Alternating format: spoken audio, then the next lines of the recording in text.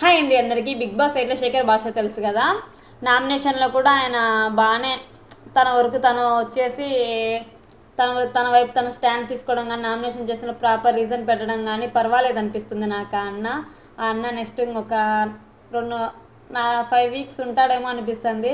ఎందుకంటే ఎవరు కమెడియన్స్ లేడు, ఆ అన్న ఒక్కడే కమెడియన్గా అనిపిస్తాను నాకు. జోకులు కూడా అసలు బేబక్ వచ్చేసి తెలుగు బిగ్ బాస్లో తెలుగు భాష మాత్రమే, శేఖర్ భాష చాలా కామెడీ అన్నమాట. తర్వాత యష్మి దగ్గరికి వెళ్ళి నువ్వు పుట్టకముందు తెలుసుకోవాలంటే పుట్ట దగ్గరికి వెళ్ళాడు కానీ ఇట్లాంటివి చాలా తర్వాత బంగారం గురించి ఏదో చెప్తాడు స్పాంటేనియస్గా.